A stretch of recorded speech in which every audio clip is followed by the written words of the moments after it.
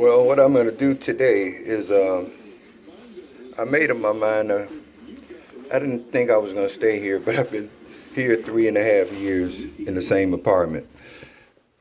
Never missing a bill. I always say that. And I'm going to go to about 8 places. And I'm going to tell them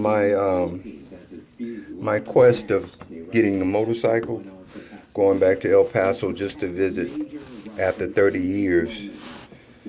I left there with a Hemi Cooter that was in the auto show that I sold to Oliver Harvey College to an instructor because it set out in the snow, 40 below zero, top all raggedy. I didn't know what I had.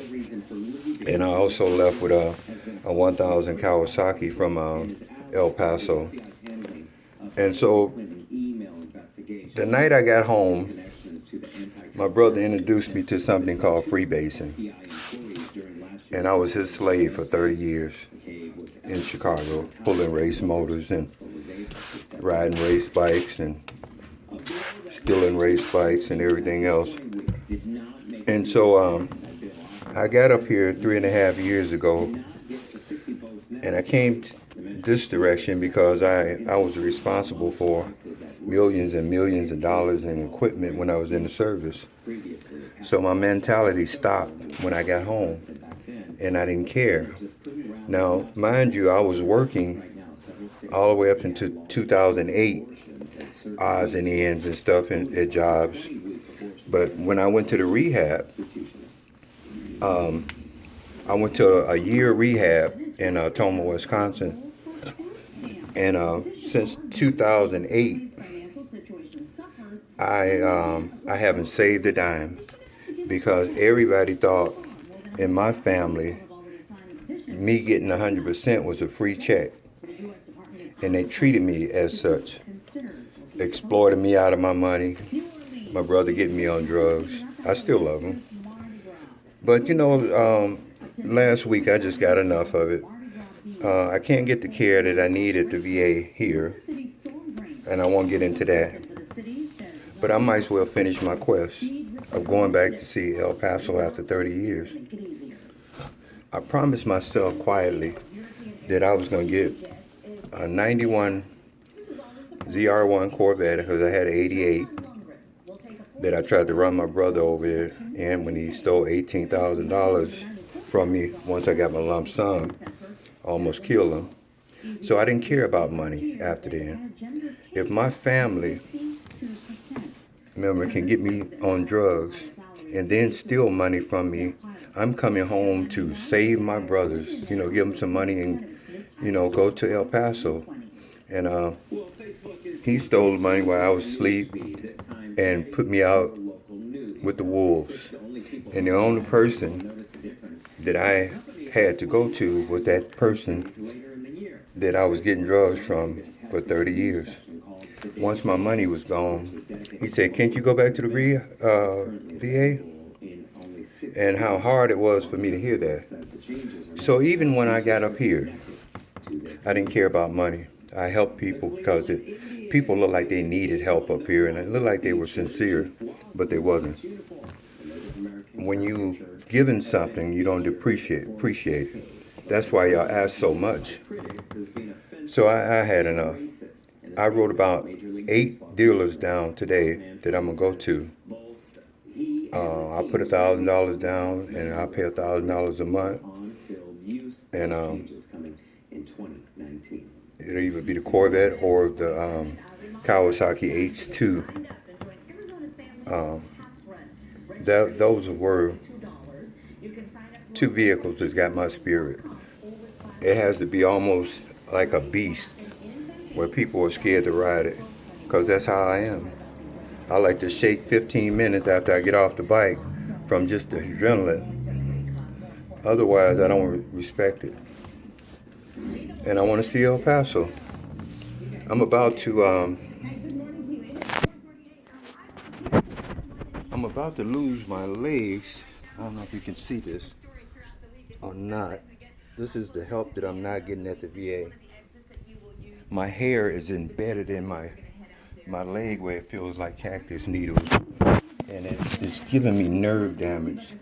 Now I have 7 hospitals that I get invasive surgeries, but because I embarrassed the Dr. Reardon at the hospital, he decided not to help me and forgot his Hippocratic oath. But that's besides the point.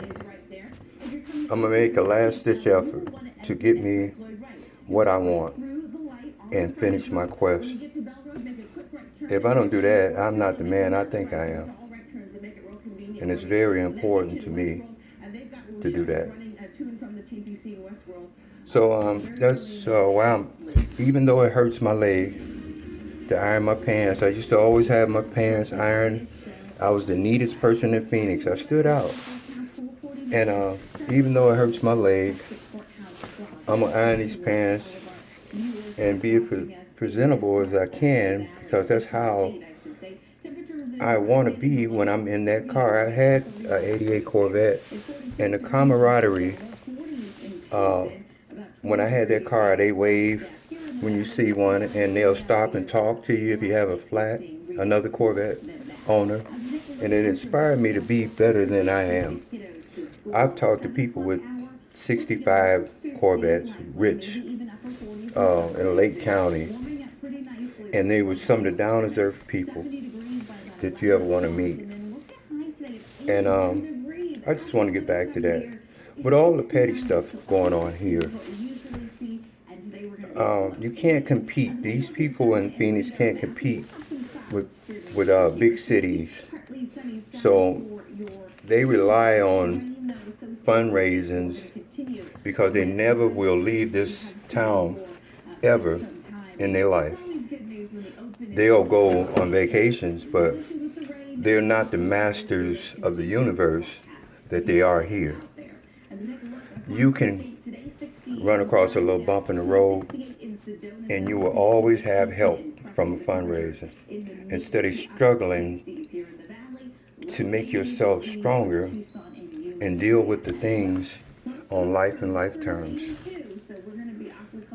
Your generation of kids are going to be spoiled to the point where they suspect you to give them something. Like in the store, when I went in there, the guy said he hungry too, give me a donut. And I didn't get it for him because of the way he acted. But it wasn't his fault. It's the way that his parents and the way that this town gives up so easily. And they don't want that pressure and that stress of overcoming a problem. And you hurt yourself by doing that. Nobody gives you anything in another city unless you work for it. So that's something that's irreversible. It's sad. You can't compete. Your kids know no better. If you never leave this town, you won't know no better. I've been told after I spent my money, oh man, you gotta leave. 40 below zero where the snow is just like diamonds. Calm, no wind blowing, but takes your breath away. People are like that in Chicago. I mean, you die if you don't find somewhere. And it makes you stronger. Here, it is too easy for somebody to come in, if you're a community member from here, because your education and your skills and your people skills are not competitive with other places. So it's very easy to get help. It is your downfall, and it is hurting you. So I hope that you're saving a lot of money, but if you go to another place to live after you've made your fortune, it is very easy for a person like me or someone else to systematically take your fortune because you don't have the skills to know that they're messing you around. That's what I wanted to say. My video's about to cut off.